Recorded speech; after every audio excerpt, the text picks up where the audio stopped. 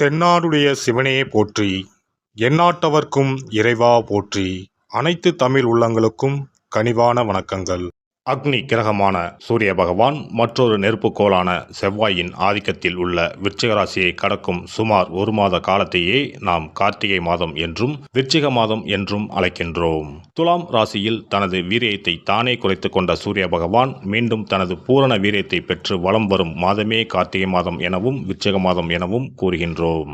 நிகழும் ஸ்ரீ மங்களகரமான விசுவாசு ஆண்டு நவம்பர் மாதம் 17ஆம் தேதி திங்கட்கிழமை அன்று மகா பிரதோஷம் கூடிய நன்னாளில் துவாதசி திதியில் சித்திரை நட்சத்திரத்தில் பிரீத்தி நாம யோகத்தில் சித்த யோகத்தில் இந்த மகத்தான கார்த்திகை மாதம் பிறக்கின்றது.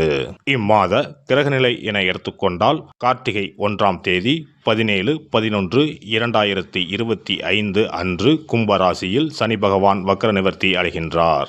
கார்த்திகை மாதம் 2ஆம் தேதி 18/11/2025 அன்று கடகத்தில் குருவின் வக்கரம் நடக்கின்றது.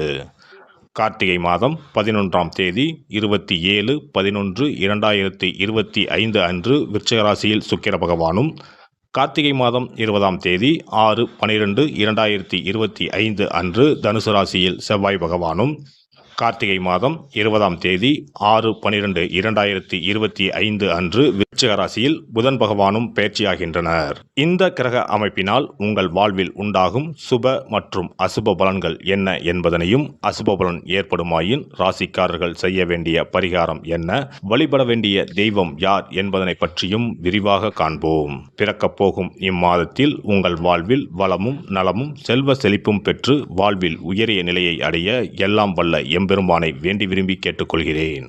ரிஷபராசி அன்பர்களே, கார்த்திகை மாத கிரக நிலைகளை ஆராய்ந்து பார்க்கும் பொழுது மாத தொடக்கத்தில் உங்கள் ராசிநாதன் சுக்கிர பகவான் புதன் பகவானுடன் இணைந்து சஞ்சரிக்கிறார். அந்த வகையில் புத சுக்கிர யோகம் ஏற்படுவதால் பொன் பொருள் சேர்க்கை உண்டு. பூமியால் லாபம் வந்து சேரும். புதிய முயற்சிகளிலும் வெற்றி கிடைக்கும். குடும்பத்தில் ஒன்றுக்கு மேற்பட்டவர்கள் சம்பாதிக்கும் வாய்ப்புகள் உண்டாகும். குருவின் பார்வை உங்கள் ராசிக்கு சப்தம ஸ்தானத்தில் பதிவதால் கல்யாண முயற்சிகள் கைகூடும். சுப செய்திகள் அதிகம் கேட்கும் மாதம் இதுவாகும். மாத தொடக்கத்தில் குரு பகவான் உங்கள் ராசிக்கு 3ஆம் இடத்தில் உச்சம் பெற்று சஞ்சரிக்கிறார். அவர் கார்த்திகை 2ஆம் தேதி முதல் வக்ரம் பெறுகிறார். உங்கள் ராசிநாதன் சுக்கிர பகவானுக்கு குரு பகவான் பகை கிரகம் என்பதால் இந்த வக்ர காலம் வளர்ச்சி அதிகரிக்கும் காலமாகவே இருக்கும்.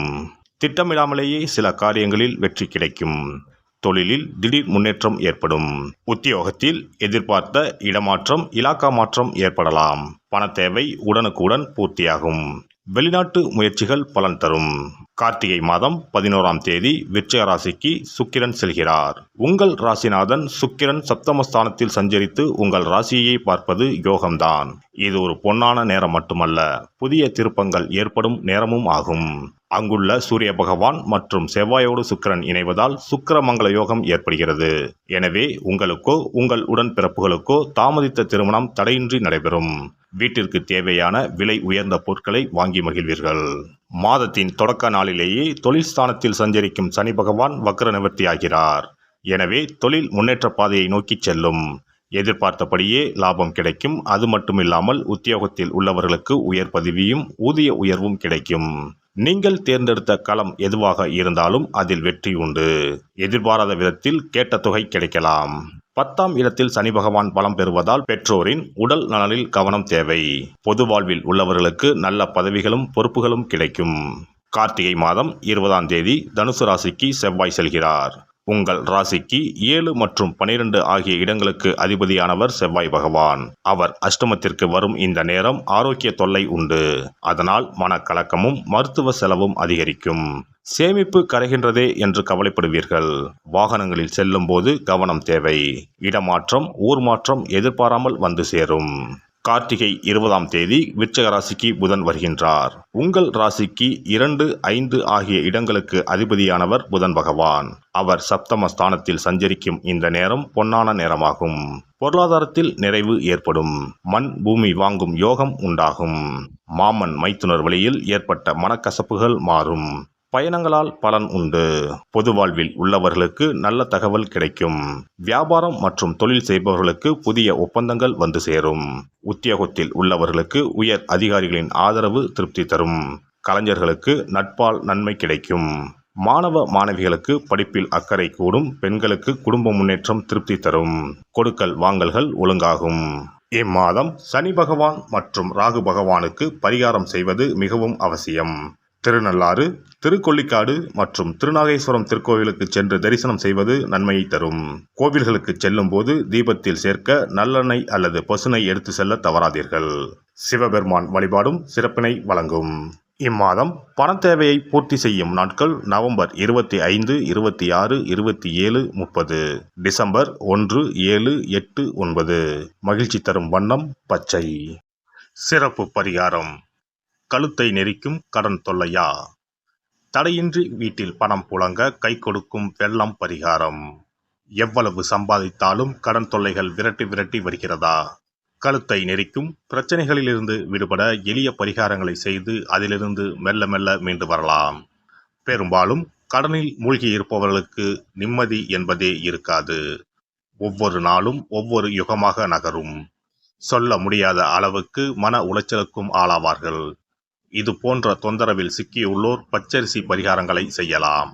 இந்த பச்சரிசி பரிகாரத்தை வெள்ளிக்கிழமை, பௌர்ணமி வரும் நாட்கள் அல்லது புரட்டாதி நட்சத்திரம் வரும் நாட்கள், சதுர்த்தி நாட்கள் இப்படி ஏதாவது ஒரு நாளில் இந்த பரிகாரத்தை செய்யலாம். பிரம்ம முகூர்த்தத்தில் செய்வது மிகவும் நல்லது. இதற்கு ₹1 நாணயம் மொத்தம் 11 எடுத்துக்கொள்ள வேண்டும். நாட்டு மருந்து கடைகளில் கிடைக்கும் புனுகு என்ற பொருள், ஜாதிக்காய், ஏலக்காய் போன்றவற்றையும் வாங்கி வைத்துக் கொள்ள வேண்டும். இப்போது 11 நாணயங்களின் மீதும் இந்த புனுகை சிறிது தடவி விட வேண்டும். மஞ்சள் அல்லது சிவப்பு நிற பருத்தி துணி ஒன்றை எடுத்துக்கொண்டு புனுகு தடவிய நாணயம், ஏலக்காய், ஜாதிக்காய் போன்றவற்றையும் அதில் போட்டு அனைத்தையும் முடிச்சு போட்டு ஒரு பாத்திரத்தின் உள்ளே வைத்துவிட வேண்டும். இந்த பாத்திரத்தின் மீது பச்சரிசியை கொட்டி மூடிவிட வேண்டும். குடும்பத்தில் அதிக சம்பளம் பெறும் நபர்கள் தூங்கும் இடத்தில் இதனை வைத்துவிட்டால் போதும். 48 நாட்களுக்கு இதனை தொடாமல் இருக்க வேண்டும்.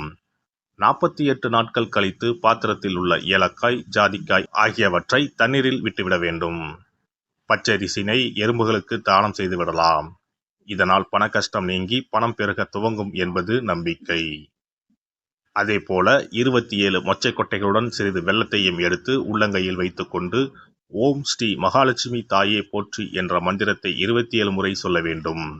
பிறகு ஒரு தண்ணீர் உள்ள ஒரு பாத்திரத்தில் மொச்சக்கொட்டை, வெல்லத்தையும் சேர்ந்து கலந்து பசுமாட்டுக்கு தரலாம் அல்லது ஓடும் ஆற்றில் கரைத்து விடலாம்.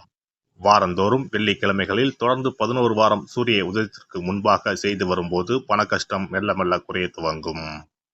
அதே போல கடன் சிக்கலில் உள்ளவர்கள் பெருமாள் கோவிலுக்கு சென்று சனிக்கிழமை, புதன்கிழமைகளில் சக்கரத்தாழ்வார் சன்னதியில் துளசி மாலை சாற்றி 12 முறை வலம் வர வேண்டும்.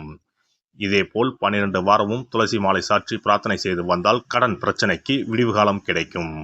அதே போல அரச இலையை வைத்தும் பரிகாரம் செய்யலாம். அரச இலையில் மஞ்சள் பிள்ளையாரை பிடித்து வைத்து அதற்கு குங்கும பொட்டு, பூ வைத்து பூஜை அறையில் வைத்து தீபம் ஏற்ற வேண்டும். ஒரு வெற்றிலையை எடுத்து அதில் உங்களது கடன் தொகை எவ்வளவு என்பதையும் அந்த கடன் தீர வேண்டும் என்றும் எழுத வேண்டும். பிறகு வெட்டிவேர் ஒரு துண்டு, நெல்மணி 1 ஸ்பூன், 2 அருகம்புல் போன்றவைகளை வெற்றிலையில் வைத்து மஞ்சள் பிள்ளையாரின் முன்பு வைத்துவிட வேண்டும். இப்போது பிள்ளையாருக்கு தீபாராதனை காண்பித்து கடன் பிரச்சனை சீக்கிரம் தீர வேண்டும் என்று பிரார்த்தனை செய்து கொள்ள வேண்டும். இப்படி வாரம் வெள்ளிக்கிழமையில் வழிபட்டு வரும்போது பலன் கிடைக்கும். எந்த ஒரு பரிகாரமாக இருந்தாலும் முழு மனதுடன், முழு நம்பிக்கையுடன் செய்தால் மட்டுமே பலன் கிடைக்கும். எல்லாம் வல்ல இறையருளால் நீங்களும் உங்கள் அன்பு குடும்பமும் உடல் நலம், நீலாயுள், நிறை செல்வம், உயர் புகழ், மெய்ஞானம் ஓங்கி வாழ்க வளமுடன். இந்த வீடியோ பதிவு உங்களுக்கு பிடித்திருந்தால் லைக் பண்ணுங்க, கமெண்ட் பண்ணுங்க, ஷேர் பண்ணுங்க, மறக்காம சப்ஸ்கிரைப் பண்ணுங்க, பக்கத்துல இருக்கிற பெல் பட்டனை கிளிக் பண்ணுங்க. நன்றி, வணக்கம். ஓம் நமச்சிவாய. சிவாய நம.